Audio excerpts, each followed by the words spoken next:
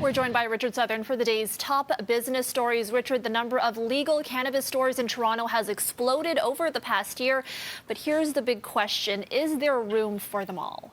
But doesn't it seem like there's like one on every corner now almost? Now it does. Yeah, it certainly does walking downtown.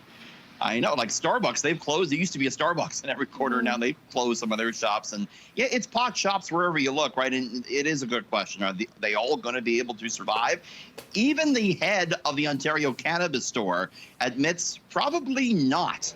He is out now with a new report. We're talking here about David Lobo, the interim OCS president. And he says all the competition coming into the market will likely result in some of these stores going belly up. There's like 1,000 more stores, more cannabis stores coming between now and September. As of the last count, Erica, there was 572 province-wide, 179 right here in Toronto. And the expectation is we're going to continue to see a concentration of the cannabis stores here in Toronto proper. Other areas don't have nearly as many. Hamilton has 27, Barrie has 10, Waterloo has just 6. The report also found the average distance between cannabis stores has dropped to 6.5 kilometers. The OCS also indicating it's continuing to struggle against the black market, with 44% of cannabis being sold believed to still be sold illegally. Erica, there you go. All right, and the downtown core remains fairly empty, and working from home could remain popular here in Toronto even after the pandemic is over.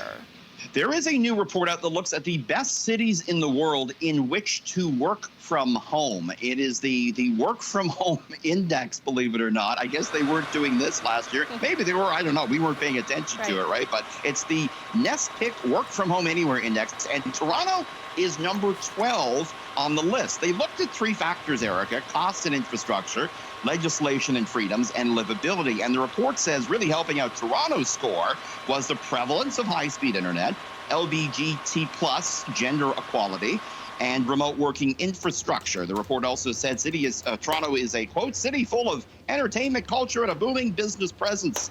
Number 1 on the list, Melbourne, Australia. Dubai was 2nd, Sydney 3rd, Montreal did better than us. They were 9th, and Toronto was 12th. Not a bad place, Erica. Still pretty high, yeah, I'd say so. Yeah. Okay, and finally, we're at the halfway point of the year. Can't believe it's gone by, which is a perfect time to look at how the markets have fared so far in 2021. Isn't that crazy? It seems like yesterday we were popping the champagne. I know, we have no sense of time anymore with this pandemic. No, that's true. Yeah. We don't. But listen, this is good news, because chances are your portfolio, if you're anyway invested, chances are it did pretty good. I mean, and another big story here is that the Toronto market is beating Wall Street. I want to show you some of the first half totals. These are the first 6 months totals on the markets. The TSX was up 15.6%, better than the Dow, which was up 12.7%. The S&P up 14.4%, the NASDAQ up 12.5%.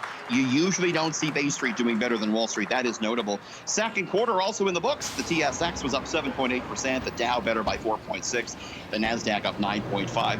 Interesting to note, what were the top TSX stocks in the second quarter? Tourmaline Oil led the way, up 44%. There was a big rebound for the price of oil. BlackBerry up 43%. It became one of those meme stocks.